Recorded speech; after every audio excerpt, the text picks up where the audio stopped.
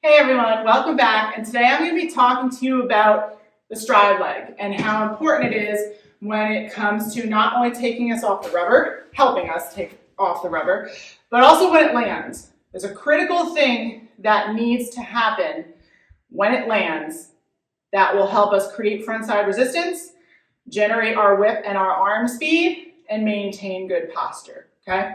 So when we land in Power K, so we've come off the rubber, a big way that the stride leg helps is that the knee, notice I said knee, not foot, drives straight out and up. That helps extend our hips forward and get us into a tall stacked position as we push from the load into the reach. But then when we land in Power K position here, okay? I'm going to turn to the side for a second so that you can see. When we land, it is extremely important how we land on that front leg.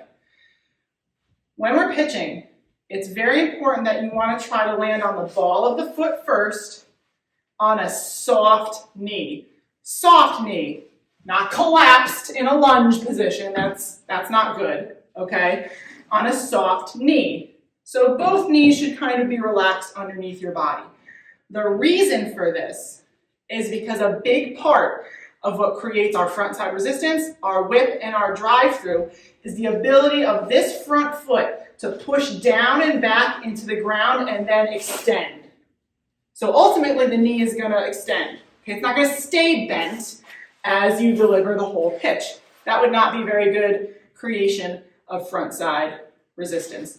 So when you land in Power K, you want to land on the ball of the foot first, and at the same time that you snap, that heel is going to push down into the ground, and the knees are going to drive together. I like to tell my pitchers that they almost want to feel like they're trying to scrunch up the mat by pushing down and back, okay? Creating good frontside resistance. Now, there is something that I've been seeing a lot lately that creates a lot of issues with frontside resistance and ultimately posture and body positioning, and ultimately the ability to whip.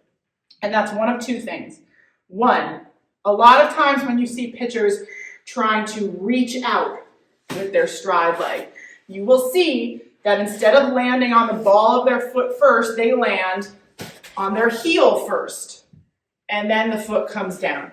Do you see what that just did? So as I land, my leg is already straight. I don't have that relaxed bend on my knee, and I don't have the ability to push down into the ground with my heel because my heel's already down. So what's going to happen instead as I deliver is I'm going to lunge forward onto that front leg. I'm going to have no front side resistance. My upper body's going to end up going forward. It's going to make my arm, instead of being in the palm up, elbow down position, it's going to make it lock out. So I'm going to get into a more pushy position, all because I've landed on my heel instead of the ball of my foot. The other thing that I've seen, even if pitchers don't land on their heel immediately, if they land on, the entirety of their foot, is just immediately landing locked out. So instead of landing on a soft front side and then pushing down, they land 6 straight on that leg. So when you land immediately, totally locked out, in that front side, you still lost your ability to push down into the ground and create that front side resistance and get the hips through and drive the back knee forward because you're already stick straight. So what's going to happen instead? Because I can no longer use the lower half of my body to deliver, I'm going to use upper body to deliver. So when you see a very upper body oriented pitcher, check out her stride leg and see what's going on. It's really similar to hitting, okay? So when you take your initial step when you're hitting, you're going to land on a soft front side first, and that knee extends as you go to make contact with the ball. If you took a step when you're hitting and you were immediately locked out, you're going to end up using a lot more upper body, spinning out from the upper body. So it's that same exact concept in pitching.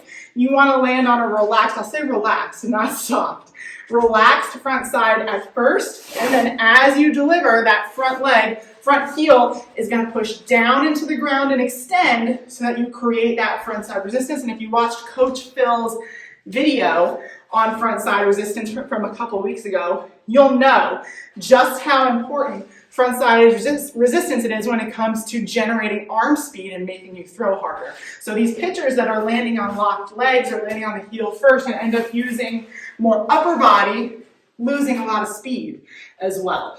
So when you take a look at that stride leg, make sure that knee is coming up into the reach, landing on the ball of the foot first, pushing down into the ground as you deliver to help you create that frontside resistance, generate arm speed, and get that drive-through leg through. I hope you guys have found this helpful. I've got a lot more videos coming your way, and I'll talk to you soon.